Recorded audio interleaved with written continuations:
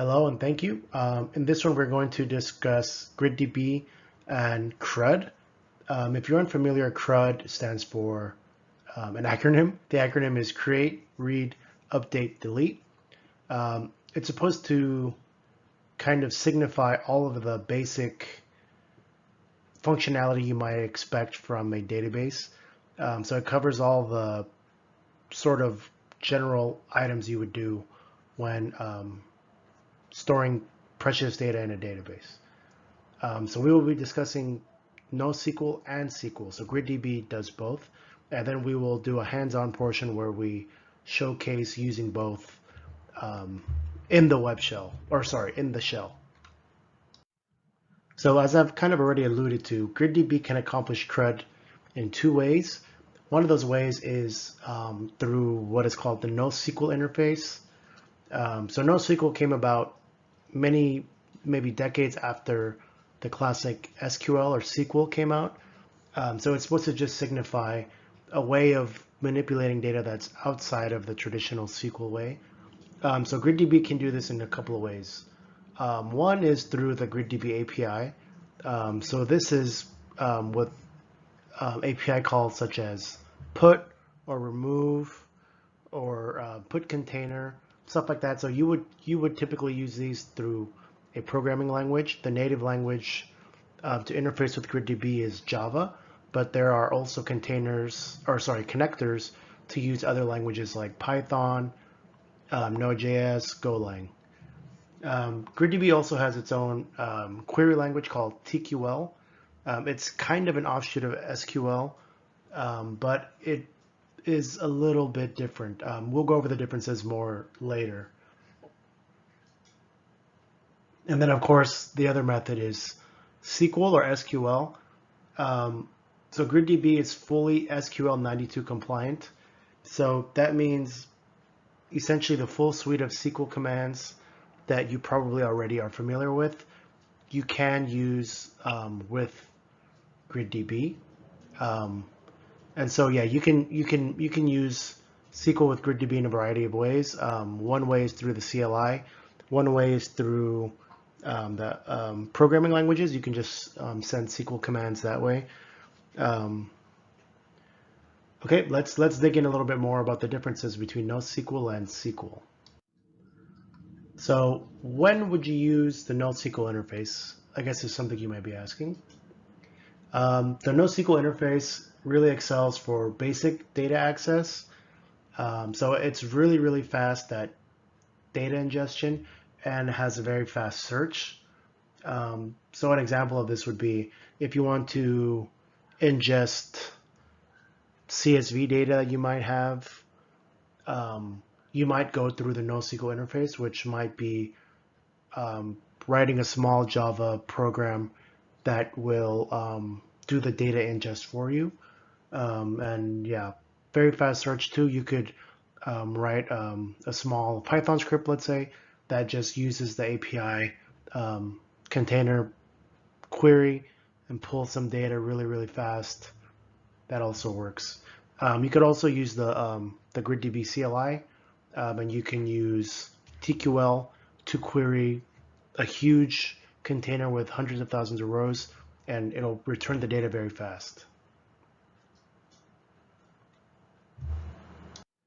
And for the SQL side, I'm sure you could probably guess now, it's really good for the more complex queries and even for just more general activities. The reason for that is it has a standard API. So yeah, as I mentioned before, many people are already familiar with SQL, and maybe you're just more comfortable with using that sort of environment. You can do so with GridDB. You can just use full SQL, no problem. And even if it's not quite as fast as NoSQL, it's still amazingly fast. And to prove that point, I also included this bullet point. Yeah, it has parallel distributed processing. So if you have a cluster of 2 or more, yeah, you can utilize parallel distributed processing for your SQL queries. All right, hello, welcome back. This is our hands-on portion for showcasing GridDB and CRUD. So we wanted to show you using both NoSQL to create tables and different putting rows and updating rows and deleting rows. We also wanted to use SQL in this. The easiest way to do that is actually through the GridDB CLI, which is the command line interface. So let me just drop into that shell now and then we can start, okay? So first to do so, you need to switch over to your GS admin user. And then once you're logged in as this person or this user, you just use this command to drop into the shell. And you can see here, it says connection attempt was successful to NoSQL. So this means we can use a lot of the commands found here in the help. We can do like create container, create time series, create collection. All that's available through NoSQL. And then it says connection attempt was successful through NewSQL. And NewSQL just means SQL in this case. And that means we can use SQL. So we can use SQL, and then, yeah, you can see an example of a command that I ran before. Okay, let's delete that. So like I said, first I want to create containers. That's generally the basis. So you can see here, there's a create container command. So actually I have one saved here just to make it easy. So actually let me drop container 4 first. So basically I copied this here, but I will walk through what exactly is happening, right? So I'm creating a time series container, and the next command up is container name. So in this case, I'm creating a time series container called device 4. Next up, you have to put in the compression type. So from this case, we'll just default to NO for now, and we can explain that in another video. But this is the default compression method, so we don't have to get into that yet. So basically, so far we have command, container name, compression method. So then the next one after that is your first column name, and then column type. Column name, then column type, column name, column type, and so on and so forth until we get to the end. So here we're creating I believe 9 or 8 column container. So run this, okay? And then I also wanted to create a collection container. So let me copy and paste that and explain what it is. So basically here the flow is going to be the exact same, except we don't have to use a compression method on the collection container because there's no compression methods. It's only for the time series container. And yeah, so here I do create collection, column name, or sorry, device name. Sorry, let me restart. It's create container, which is this command, and then it's the container name itself, which is device master 2, and then you do column name, column type, column name, column type, etc. So the idea behind these containers is, yeah, this is supposed to mimic an IoT environment. So device 4 is a sensor we have out in the field that's emitting all sorts of information. And then device master is a collection container which houses all the metadata of all of our sensors. So everything's nice and organized. So if you imagine we have, hundreds of devices, then yeah, device master 2 will help us know serial numbers and, that kind of metadata. Okay. All right. Next, what I'm going to do here is I'm going to do show container.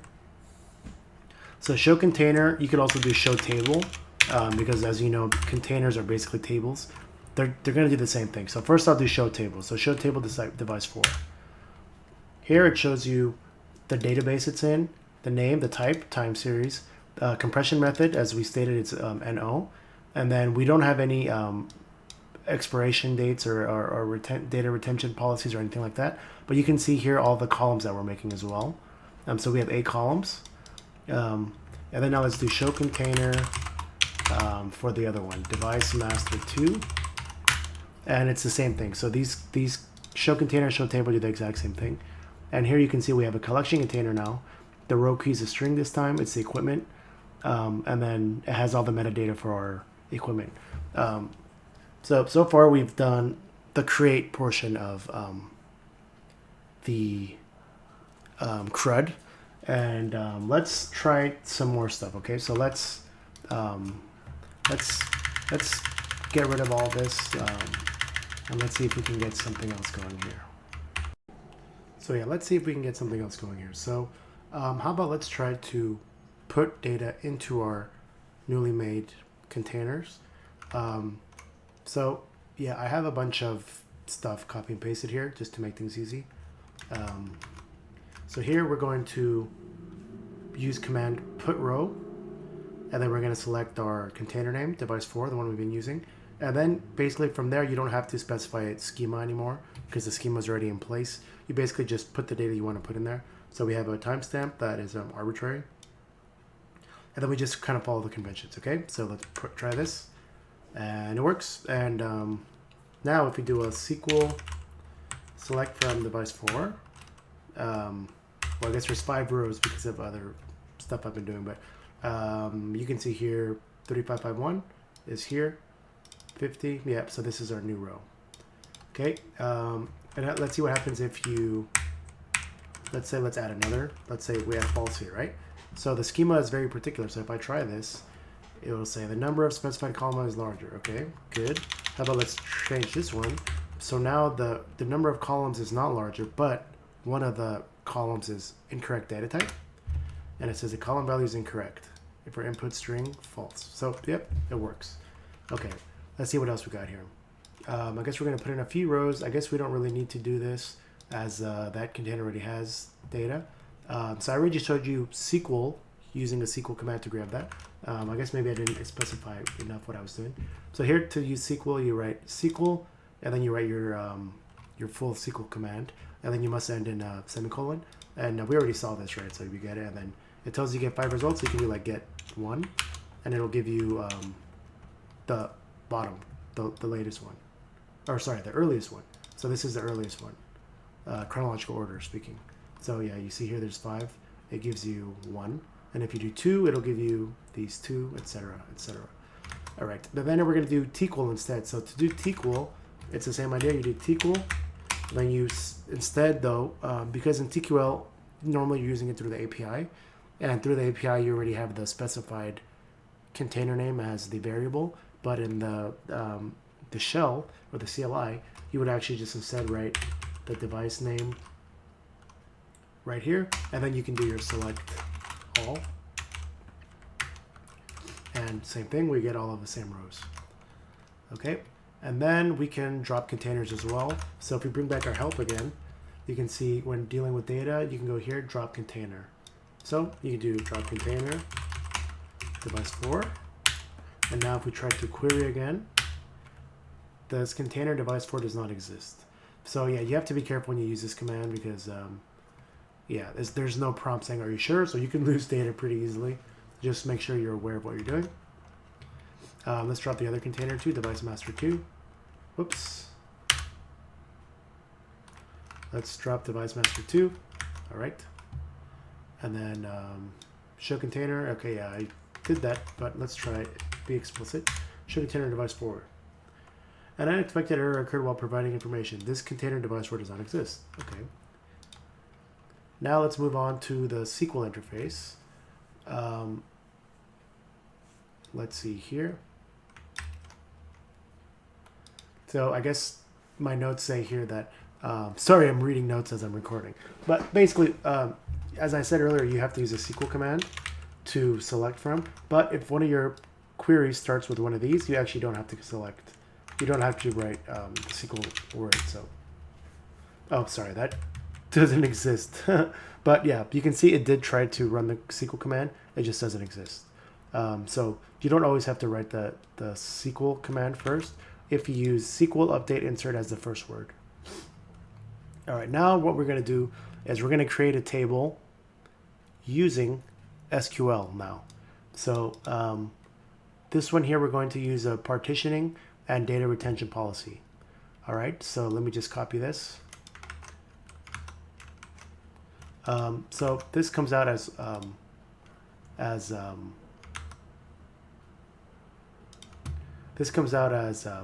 multiple rows, which I kind of don't want.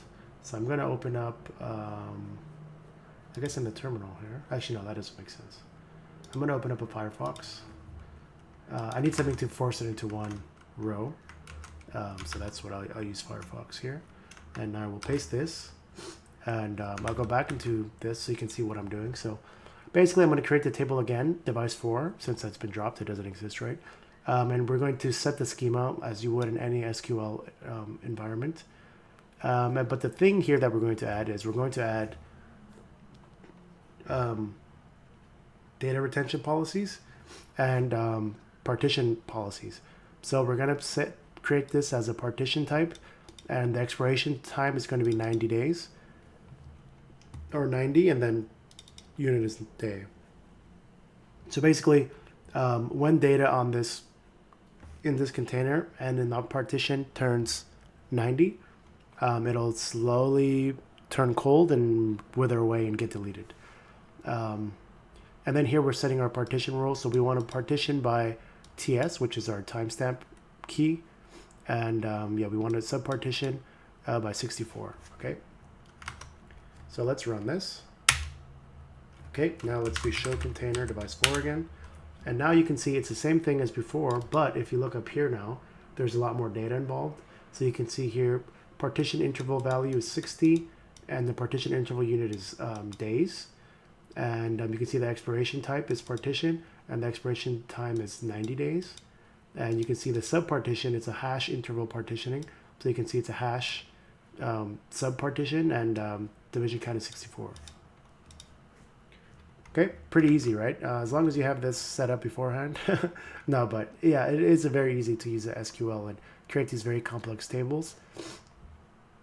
Stuff like the data retention and the data retention and the partitioning, it must be done at table creation. So you can do this through your like Java if you connect through like JDBC, but through the shell might be easier depending on what kind of project you're working on, of course. All right, so that was a time series container. Let's also create the device master 2, which is going to be collection container, of course. I also need to paste this into Firefox because it needs to be one line. So here we're going to do the same thing, create table if not exist, device master 2, and then we're going to create the schema based on what it was before. Do this, show container, device master 2, and you can see here, same thing. And we created an index of equipment. So you can see, I guess here when we made this a primary key, that made it have an index here. Okay. So now we want to insert values into here. So last time we were using put row, which worked obviously very well. So now we're going to do an insert, which is SQL, right? So I will paste this. So the one caveat is if you want to insert a timestamp in SQL, you have to manually write in timestamp here and then add it in like this. And then everything else is the same. You would just notice everything is encapsulated inside parentheses and everything is separated by commas. So compared to the put row, it's probably a lot cleaner, but it's obviously more work on your end to write this out, because in the other one you kind of just laid everything bare, but this is much cleaner. So if you were recording a video, perhaps maybe you would do it the SQL way instead. And now it even tells you here that one record has been inserted, as opposed to, remember earlier, the put row didn't say anything. And of course we can always verify. There it is. And then we can try to break it if we want to. Let's remove the timestamp designation, and it'll fail. Reason, yeah, it just says the reason is this thing is not good. So it doesn't tell you why, but the reason is it doesn't accept this, as this is nothing to SQL. We have to explicitly state it as a timestamp. All right, and I guess we should do a couple more just to have some values in there, so it's not just one. And then I can SQL it again. And then I can try running without writing SQL in there. Same thing. And if you try to do get without actually running something, it'll say this has not been executed. Okay, now we can update a row.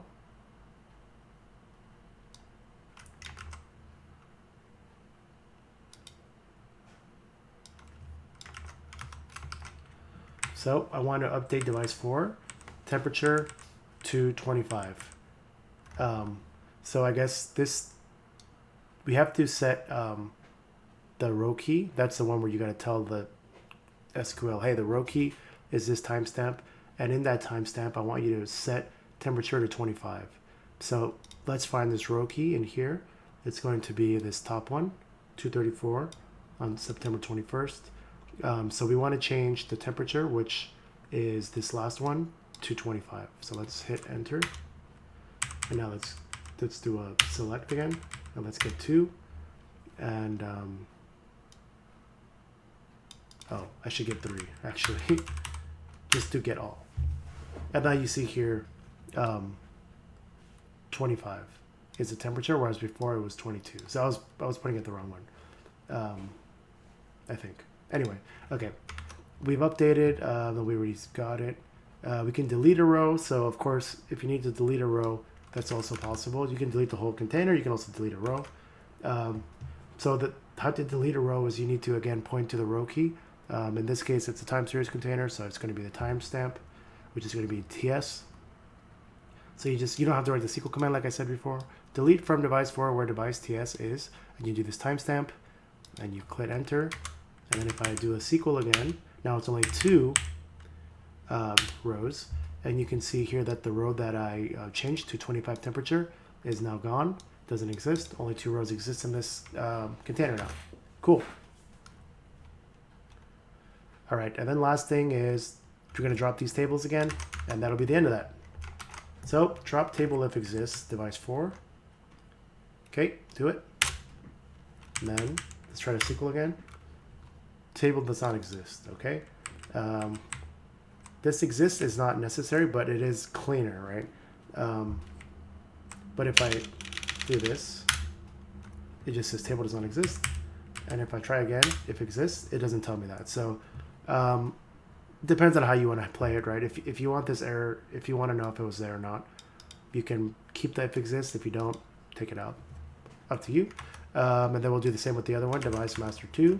Don't forget the trailing semicolon. And then show container, device master 2 does not exist. All right, perfect. So that is it for our quick showcase of using CRUD on the GridDB the easiest way possible through the CLI. Well, easiest, maybe not easiest, let's say most to the point, straight to the point, and straightforward, I guess. You just drop into the shell and do your thing. All right, thank you for watching.